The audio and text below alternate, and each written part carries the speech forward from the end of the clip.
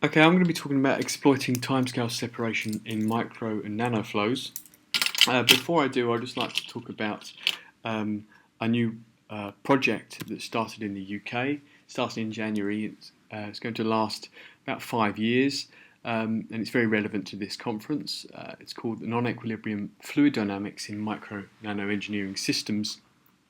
The industrial partners wanted a slightly more user-friendly title, so on our website and in other places we'll be referring to it as just the Micro and Nano Flows for Engineering project, which is where this this logo comes from.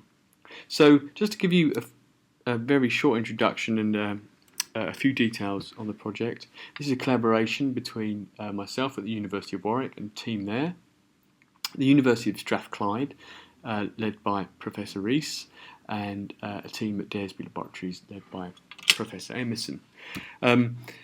It's large by UK standards. It has a value of around £2.4 million that's been granted to us from the Research Council, and about 700,000 in an in-kind contribution from 9 industrial partners, which include the likes of the ADS, EDF, and Jaguar Land Rover.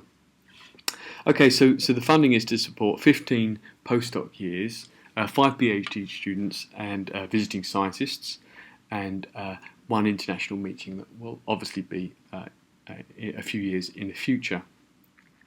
So, yeah, I just wanted to make you aware of that program. So, I'm going to be talking about timescale separation and methods for exploiting that, but I want to focus my talk around a particular type of device to explain, to help make explaining the concepts more accessible. And this device is a very popular MEMS device, a MEMS actuator concept that was originally proposed by Ari Glaser in the mid-90s, most famously referred to as a synthetic jet or a massless jet. But there are actually 2 modes of operation. The way it works is that you have a plenum chamber, which is sunk beneath the surface, perhaps of a wing, and a diaphragm which is mounted within the plenum chamber moves so it could oscillate, and that creates pressure changes in the plenum, which in turn drive fluid out through a slot which is in the surface. Okay, so the 2 modes of operation are oscillatory and what we refer to as a pressure pulse jet, which is where you have a very sudden rise in the pressure in the plenum, and that creates a puff of air or gas through the slot. Okay, so just let's talk. I mean, there are a number of applications of this device, but I don't really have time to describe them in much depth. But one is microprocessor cooling, and there are a number of aerodynamic applications for controlling skin friction drag, for example. If you want to interact with the flow structures that are dominantly responsible for the high skin friction drag on an aircraft, then you need to interact with flow structures that are separated by the order of microns. And so that's why we need MEMS type actuators, or why MEMS actuators have been proposed. So let's talk about the timescales that are in this device. One of them is the timescale of the fluctuation in the chamber itself. If this were a bottle, then this could be the Helmholtz frequency, so the natural frequency that this the chamber pressure would vary if we suddenly perturbed it and there was no damping. There's also the time scales in the slot itself. There's when you apply a pressure gradient over a slot like this, the boundary layers are formed at the surfaces and they grow, and when they meet in the middle, the flow is said to be developed, or it is soon after that point. And that takes a finite time, so that's called the development time, or the startup time. And there's also the molecular time scale, so the rate in which molecules collide with each other. And all of these times, or processes on each of these timescales interact with each other, they're coupled. So how do you model a situation like this? Well, the answer is you model it by exploiting timescale separation. That's how or if you have finite computational resources. So let's start by taking this example where, let's say we're modelling the plenum, and we have a certain time scale, and plenum variations are quite slow, and so we can have quite a coarse discretization in time. Now, the slot model, on the other hand, might have a timescale which is much shorter than the plenum timescale, and so we would need a much finer discretization. Okay, so it's useful at this point to refer to these two models in more general terms. So I'll refer to the plenum as the macro model and the slot as the micro model. And so the macro model is a model which evolves very slowly, and the micro model is one that evolves very quickly. Now, coupling these two systems is very expensive if we want to couple at every single microscopic time step. But if we are interested primarily in resolution on a macroscopic scale, then we don't need to do this, and we can just couple at individual macroscopic time steps. But we haven't, assuming that the macro solver is much cheaper than the micro solver, we haven't changed the total computational cost that much by doing that, because there is still a large number of microscopic timescales for this finite time that we've evolved. So, just to give you a little more detail on how the coupling is performed in this example, you have a plenum pressure, and you apply that to the micro model, and the micro model then interprets that as a pressure gradient, and a mass flux is then calculated and passed back to the macro model. A slightly more realistic way to describe how that's performed, rather than just directly up and down, we evolve in time the macro model. We then use that prediction of pressure to prescribe to the micro model in a half time step behind. Then we evolve, and then we pass that microscopic calculation of mass flux back to the macroscopic time, and that continues. So that's one way in which coupling could be done, which is slightly more realistic than how it was represented in the previous slide. Okay, so let's define now the microscopic development time, and this is the time taken for the micro model, so the slot model in this case, to relax or equilibrate to any sharp change that there might be in macroscopic variation, so a macroscopic change in the pressure. How long does it take the slot model to relax to those new conditions? And if that relaxation time is small relative to the macroscopic time step, then a lot of these microscopic time evolutions are redundant. Because if you imagine we've passed the pressure at the macroscopic time down to the micro slot model, it only takes this T micro to relax. Any subsequent time steps are redundant because it's already at the relaxed state. So as an alternative, what we can do is just that. And what we've done is save all this time, all these numbers of microscopic time evolutions. So that's a quite significant time saving. This is what's known as a heterogeneous multi-scale method for time stepping. Essentially, it's a series of independently coupled micro solutions that are relaxed to the evolving macroscopic state. It's called heterogeneous because the micro solutions are heterogeneously distributed in time. Okay, so one good thing about this is that the greater the scale separation, so the smaller that T micro, the greater the saving. Now, the drawbacks of this method is that because these are now effectively independent simulations, they need to be initialized, and that, for molecular dynamics, can be very expensive if you have to specify molecular positions and molecular velocities. But a more important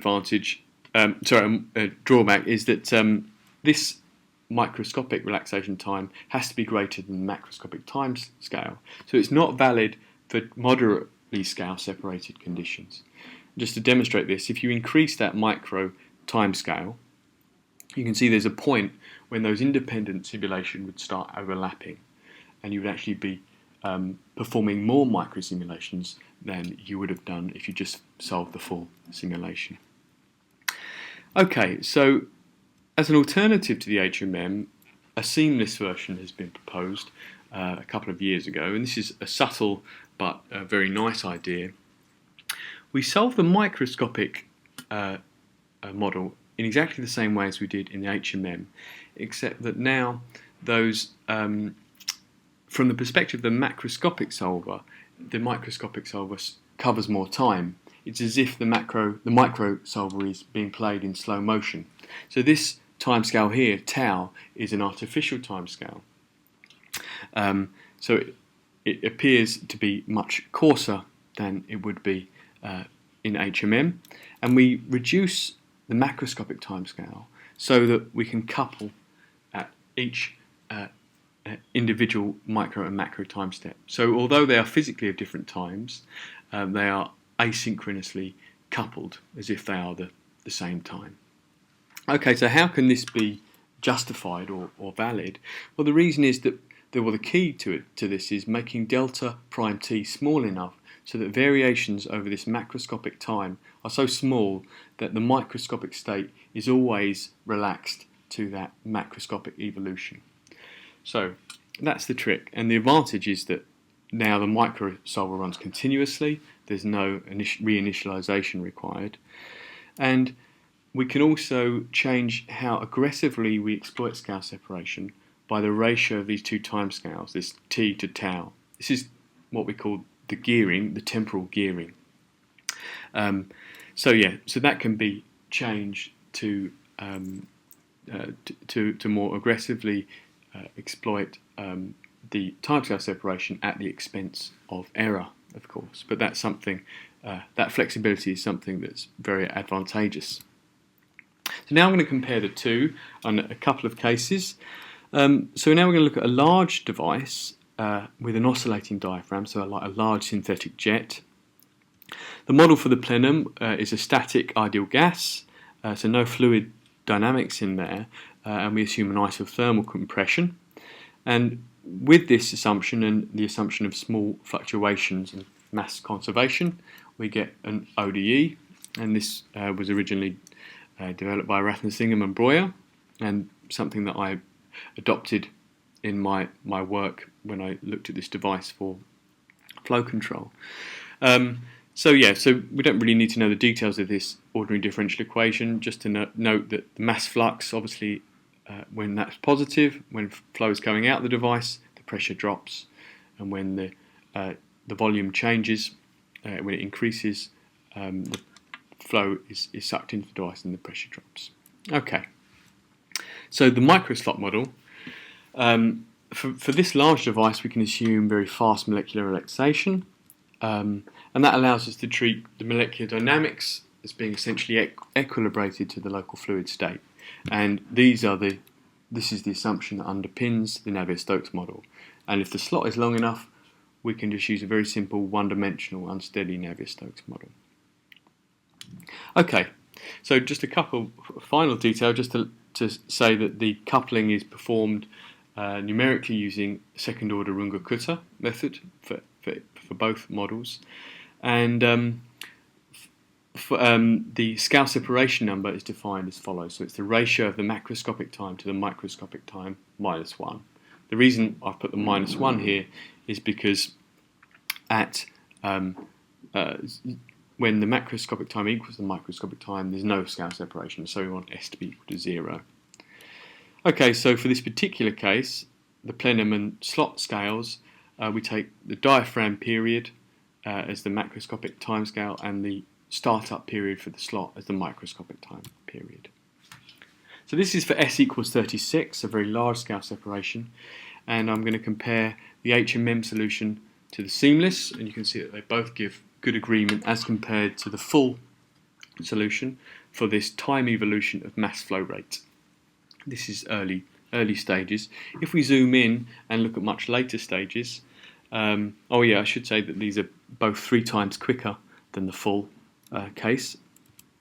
If we zoom in and we plot the same, the HMM and the seamless, you can see that the HMM is marginally more accurate than the seamless approach. not by massively. And the reason for this is that the seamless approach relaxes the micro solutions over a number of different macro time steps, whereas the HMM has micro solutions that are relaxed to a single and precise macroscopic time step. So that's why there's this slight lag of the seamless approach. Also, the HMM has fewer macro time calculations. So if it's not negligible, the macroscopic cost, then HMM has an advantage. So the other advantage of the seamless approach is this gearing. We can change how aggressively we exploit this scale separation using this function. So the gearing is proportional to the scale separation, but this constant can be changed. So these two, before they were both 3 times quicker. This purple dashed line is 6 times quicker. This results in the fast diaphragm. So there's very little scale separation here. The full HMM is the black line. Sorry, the full solution is the black line, and the HMM is the blue dash line. You can see the seamless is bang on, and that's because it's reverted to the actual full solution. So the HMM becomes very slow because the micro solutions are overlapping and very inaccurate. And just to show you this example, when you in a situation which varies, then in terms of frequency, then let's pause that. So this shows results for increasing frequency of the diaphragm oscillation. So we start at a low frequency and then we increase to just above the Helmholtz frequency. And you can see we get a very mild Helmholtz resonance in the mass flow rate. The HMM doesn't predict that at all. The seamless has some saving in this region, but then reverts automatically to the full solution because of the way the gearing is defined. And that's why it's difficult to distinguish between the seamless and the full. So we have two approaches here. We want to know, is there a best of both worlds solution? The heterogeneous multi-scale method is very accurate at high degrees of scale separation, and the seamless HMM method is very flexible, accurate over the whole range, but not as accurate as HMM, and also has to solve many more macroscopic time steps in the HMM method. So what we propose is a multi-step seamless HMM, which is sort of an amalgam between the two. We allow there to be more than one microscopic time step per coupling instance. And so the gearing is governed in exactly the same way as in the seamless approach. And the number of time steps we choose just by some very general considerations. When S equals 0, N equals 1, so it reverts to the full solution. When the scale separation is very large, we make N as large as the macro resolution can afford. So in this case, there are 6 time steps. Later on, we might only have 3 time steps. And in between these two extremes, we just have a quadratic function that fits the two. Okay, so that's the general order of the coupling procedure. So the large device with an oscillating plenum pressure now, so we prescribe the plenum pressure directly. The reason we do this is so we can isolate the micromodel errors, and it allows the prediction for the slot flow to be compared to an exact analytical expression. And the scale separation now is defined by the pressure period over the slot startup period. And you can see this shows the maximum error as scale separation increases. So this function here is 1 plus 1 upon 16, so this is quite conservative gearing. If I compare it to the multi-step for the same gearing, we can see we get a much reduced error level. So this gearing here, when S was 16, then the gearing was 2, which means it was twice as quick, and when S was 32, it means that the gearing was 3, which means that the seamless multi-step was 3 times as quick. Okay, so that proves the concept, but let's have a look at a different case where we have a small device where we can't assume fast molecular relaxation. So what we do is we solve the BGK-Boltzmann equation, and this is a code that I got from Dimitri Valgeorgis, and I've updated it to be able to cope with time-accurate solutions using a Lax-Mendroff scheme. I won't say much more about that. The maximum error now is calculated as compared to the full BGK calculation, and you can see again we get the same sort of pattern. The seamless approach has roughly an error of about 10%, and the multi-step has an error which is significantly lower than that for the whole range of scale separation. And this is the same at higher degrees of rarefaction, so at higher Knudsen numbers, so Knudsen number 1 here. So this these are actually a series of BGK solutions that have individually taken quite a long period of time, which is okay. So and finally here I'll show a gearing function with a higher factor, 3/20 here. So the timescale separation is being exploited more aggressively, and you can see that the maximum error is still much smaller for the multi-step.